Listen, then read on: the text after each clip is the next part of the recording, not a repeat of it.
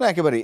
যদি একটু ম্যাচের কথা বা ডারউইন টেস্টের কথা বলি নানু ভাই, তাহলে একেবারেই শুরুর যে টোনটা সে তো সেট করেছিলেন হাসান মাহমুদ 6 উইকেট নিয়ে। তানজিদ তামিমের সেঞ্চুরি দেখলাম, আমরা শান্ত পারফরমেন্স দেখলাম, মিরাজের অলরাউন্ডিং পারফরমেন্স দেখলাম, শেষ দিকে স্পিনাররা তারা ডমিনেট করলো। আপনি আসলে এই টেস্টটাকে কিভাবে দেখছেন, যে কোথায় আসলে বাংলাদেশের জয়ের আপনার মনে হয়েছিল যে না জয় তাহলে পেতে যাচ্ছে এবার? যে কোনো টেস্ট ম্যাচ শুরুর আগে যদি ফার্স্ট সেশনে যদি আপনার অ্যাটলিস্ট 4টা থেকে 5টা উইকেট যদি পড়ে যায় 100 রানে বা তার কম রানের মধ্যে, একটা দল কিন্তু তখন কিন্তু অনেক ব্যাকফুটে চলে যায়। কারণ টেস্ট ক্রিকেটের first session is very very important. এখান থেকে ফার্স্ট সেশনটা সার্ভাইভ করে গেলে একটা দল কিন্তু একটা রেসপেক্টেবল টোটালের দিকে যায়। সেই জায়গা থেকে কিন্তু অস্ট্রেলিয়া টিম টস জিতে ব্যাটিং করে সেই ধাক্কাটা কিন্তু সামলাতে পারেনি। ওদের 45-এ ফার্স্ট উইকেট পড়ে, তারপরে কিন্তু নিয়মিতভাবে উইকেট পড়তে থাকে। ওরা এই এই সামলাতে পারেনি ওদের মিডল অর্ডার ব্যাটসম্যানরা। তো সেই থেকে হাসান মাহমুদের যে ড্যামেজটা দিয়েছে, অন্যান্য বোলাররা যেভাবে সাপোর্ট করে গিয়েছে, এটা তো কিন্তু ট্রিমেন্ডাস। এবং সবচেয়ে ভালো দিক ছিল যে আমাদের বোলাররা যখনই বোলিং করতে এসছে তখনই একদম রাইট এজে 85-90% বল করে গিয়েছে এবং অস্ট্রেলিয়ান ব্যাটসম্যানদেরকে একটা চাপের মধ্যে দিয়েছে।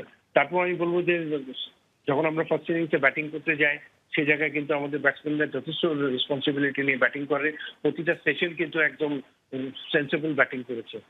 তারপরে আরেকটা ভালো দিক আমরা পেয়েছি, যেটা সেকেন্ড ইনিংসে অস্ট্রেলিয়ার ব্যাটিং এ আমাদের মিরাজ যে ট্রেভান্ডার স্পেল একটা বল করেছে, এইটাতে কিন্তু পুরো ডিফারেন্সটা হয়ে গেছে। তখন কিন্তু উইকেট কিন্তু যথেষ্ট ভালো ছিল। মিরাজের এই স্পেলটা কিন্তু দলের জয়ের জন্য কিন্তু একটা বিরাট ভূমিকা রেখেছে। না একেবারে। নানু ভাই, আরেকটা ব্যাপার সেটা হচ্ছে মানে মুশফিক মাহমুদুল্লাহ, তামিম, সাকিব মাশরাফি তারাও তো একসঙ্গে খেলেছেন, তবুও এই সময়ে এই টেস্ট দল অস্ট্রেলিয়া সফরে যে এভাবে ডমিনেট করে জিতলো, আপনার কি মনে হয় যে বেস্ট একটা কম্বিনেশন কিংবা বেস্ট টিম টেস্টে এখন চলছে, এখন আছে? আপনারা এখন যে টেস্ট টিমটা খেলছে এটা কিন্তু দেখবেন যে 11 জন খেলেছে, এটা কিন্তু ধারাবাহিকভাবে আজকে অনেক বছর ধরে একসাথে খেলছে। আমরা আপনি যদি হিসাব করে দেখেন যে টেস্ট ক্রিকেটে এদেরকে যদি দেখেন 2021 সালে যখন নিউজিল্যান্ডের সাথে যখন টেস্ট জিতেছিল নিউজিল্যান্ডের মাঠে, ওটাও কিন্তু একটা ঐতিহাসিক জয়। নিউজিল্যান্ডের মাঠে অন্যান্য টেস্ট প্লেয়িং নেশনে কিন্তু যথেষ্ট স্ট্রাগলিং করে কিন্তু খেলতে হয়। সেই জায়গায় আমরা কিন্তু মাঙ্গিউনিতে কিন্তু এই টেস্টে আমরা জিতে গিয়েছিলাম 2022 থেকেই কিন্তু, সেই থেকে 21-22 সিজনটায়। তো সেই জায়গা থেকে কিন্তু আমাদের এই পথ চলাটা শুরু।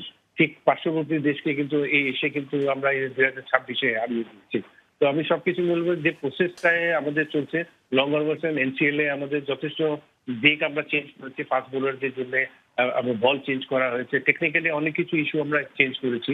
এগুলোর ফল কিন্তু আস্তে আস্তে পেতে চলেছে। তো আমি বুঝতে পারি যে আমাদের প্লেয়ারদের মধ্যে ওই আস্তে আস্তে চলে এসছে এবং যথেষ্ট সাহস এসছে আগামীতে ভালো হতে পথ চলার জন্য। আর আমাদের ইয়াংস্টাররা আজকে যে খেলা দেখেছে সাদা পোশাকে লাল বল ক্রিকেটে এই ঐতিহাসিক জয়ে, আমার মনে হয় আমাদের ক্রিকেটটাকে আরো উপরের দিকে দেখার জন্য আমরা অপেক্ষা করছি।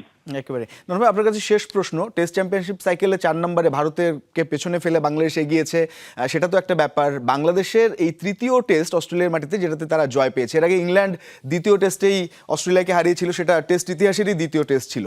কিন্তু সময়ের বিচারে 23 বছর লেগেছে এই তৃতীয় টেস্ট অস্ট্রেলিয়ার মাটিতে বাংলাদেশের খেলতে। আপনার কি মনে হয় এর পর থেকে মানে টেস্ট চ্যাম্পিয়নশিপ বলেন কিংবা দ্বিপাক্ষিক সিরিজ সব মিলিয়ে বাংলাদেশের টেস্ট ক্রিকেটে একটা অন্য ধাপ শুরু হতে পারে? আমরা তো অবশ্যই আশা করছি এখন থেকে হয়তো যারা টপ র্যাঙ্কিং যে সাইটগুলি আছে, যে অস্ট্রেলিয়া, ইংল্যান্ড, ভারত, এদের সাথে আমরা বেশি বেশি টেস্ট ম্যাচ খেলার একটা সুযোগ তৈরি হবে এবং ধারাবাহিকভাবে আমরা ভালো ক্রিকেট খেলবো এবং খেলতে চাই। কারণ যখনই আপনি বড় দলগুলির সাথে যখনই সুযোগ পাবেন তখনই আপনার সেরাটা দেওয়ার চেষ্টা থাকবে। খেলোয়াড়দের মধ্যে ওদের সেলফ অ্যাসেসমেন্ট গুলি আরো বাড়বে, সেলফ প্ল্যানিং। আমরা আশা করব সেটাই হোক এবং সামনে আরো ভালো খেলার সুযোগ পাক এই দলটা এবং বাংলাদেশের অর্জন আরো বাড়ুক। অসংখ্য ধন্যবাদ। মিনাজুল আবেদিন নান্নু আমাদের সঙ্গে কথা বলছিলেন, সাবেক বাংলাদেশ দলের অধিনায়ক এবং সাবেক প্রধান নির্বাচক বিসিবি।